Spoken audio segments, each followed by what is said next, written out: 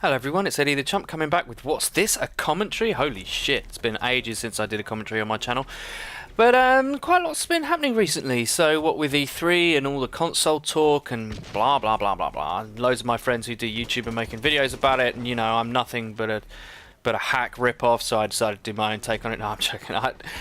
I'm quite interested by it. I'm quite interested by what's happening with the PlayStation 4 and Xbox 360 because I'm playing a lot more PC, and I wanted to talk about it from the point of view of someone who used to play exclusively console, who now pretty much, I think you can tell by the content that's going up on my channel that I'm having a lot more fun on PC. I'm sure that it'll bring its own challenges. I'm sure that a lot of the reason why I found consoles so frustrating was because I'd played it so much and I'd kind of picked up on all its flaws, and I'm sure that I will get those with PC. I mean, I'm still not as good as I am on console on PC, especially in Call of Duty, nowhere near. But I just have more fun with my friends. I don't know why. I find it way more fun.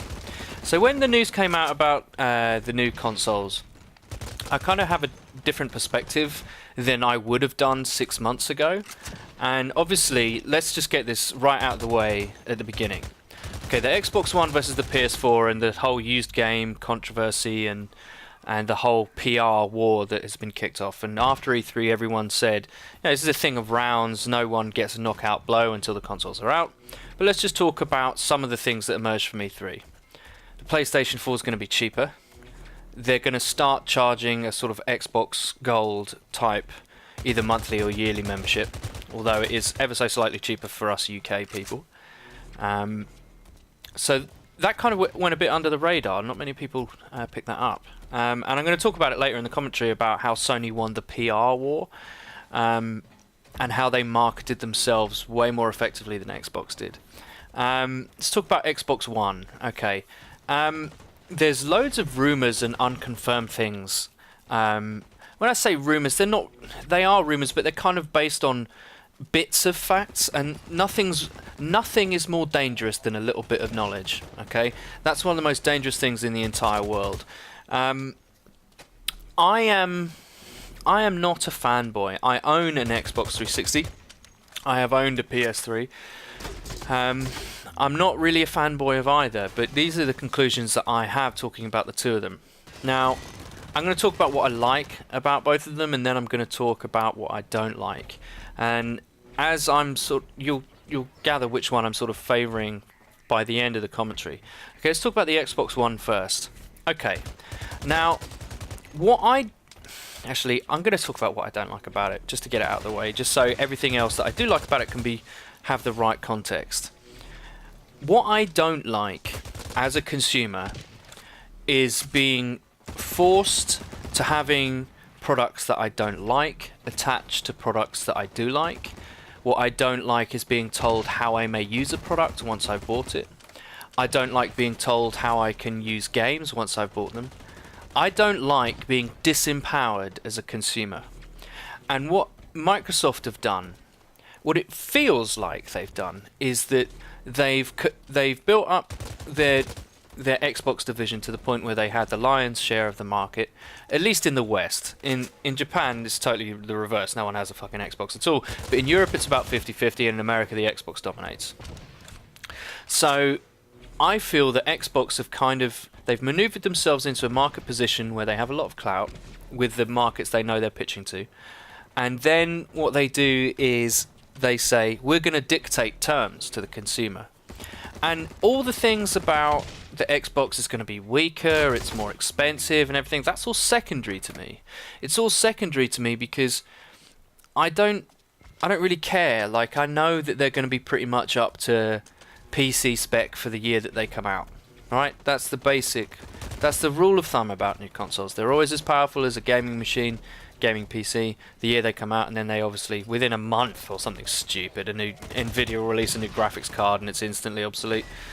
I mean, they're going to have pretty similar performance, I should imagine. I mean, from what I've heard, the PS4 has a slight hardware advantage, but, you know, if you compare this generation's games from the beginning of the Xbox 360 to the end, I mean, I think you see a marked improvement on what developers can squeeze out of the technology, so I don't really think it's going to be that much of a difference. What I do find deeply annoying as I say about the Xbox One, is being told how I can engage with the product. And number one, I'm talking about the Kinect. I don't like being made to have the Kinect. I want to be able to choose what products I buy and how I buy them. And I don't want a Kinect.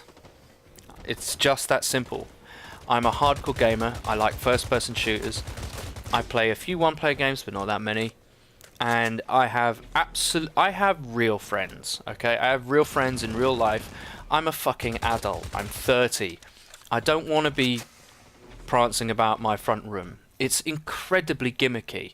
And I'm too old for a business like Microsoft to be able to pull the wool over my eyes and say that this is something you need. It just isn't. And I don't like that, Microsoft. I have your products now. But you've made me stop and consider about getting your next console, whereas it should have been a foregone conclusion for you. And this is how they lost the PR war. Okay, so what they did, PR means personal representation. So how they represented themselves, how they marketed themselves to consumers, was totally ass backwards.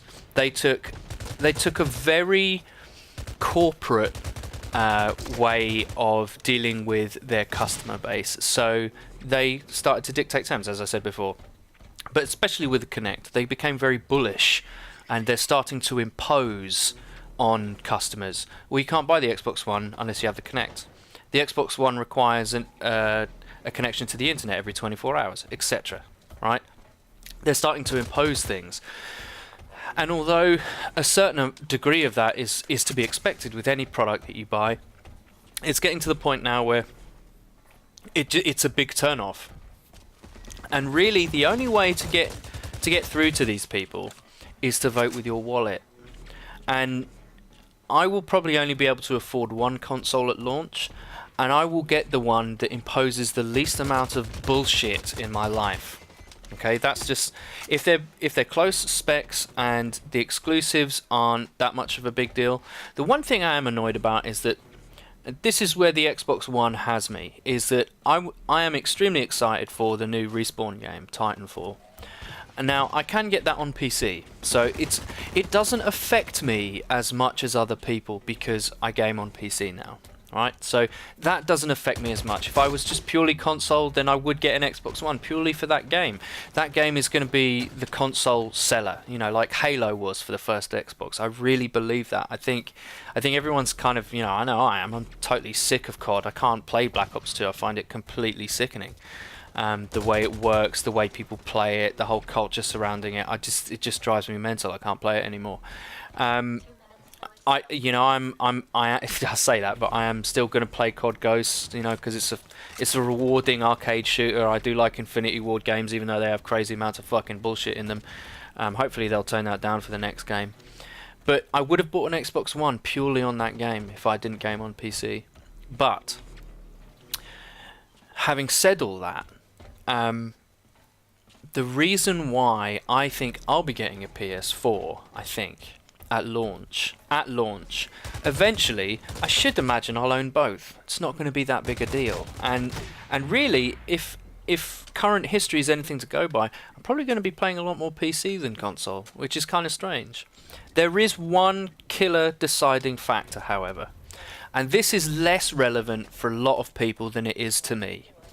In case you don't know, the PlayStation 3, I have a Blackmagic Intensity card, yeah, which goes in my PC, which lets me record digital high-definition signal. Now, I was a video editor, so I know about this stuff, but digital connections are superior to analog, okay? And the PS3 had DRM, even on games, whereas the Xbox only had it on movies. So that's why you can record Call of Duty, and you can record your Xbox 360 games through an HDMI port. Now, it doesn't matter because my card's got analog ports, but I would always much rather record in digital, and you can't with the PS3. And it's rumoured that the PS4 will keep that DRM, so that I can't record PS4 games using an HDMI. If that is true, if that single fact is true, then I'll be getting an Xbox One. It's as simple as that. But those are my views about it. I'm not a fanboy of either, and I'm not going to jump on one side and say that the other one is complete trash, because it won't be. The Xbox One will be a good console. There's no doubt about that. It'll have some great games. It'll be really good fun, I'm sure. But at launch, it's looking like the PS4, unless I can't record my games, because I do YouTube and I like recording gameplays for people, and that's where I get a lot of my joy from gaming now. So I hope you liked it, and I'll see you later.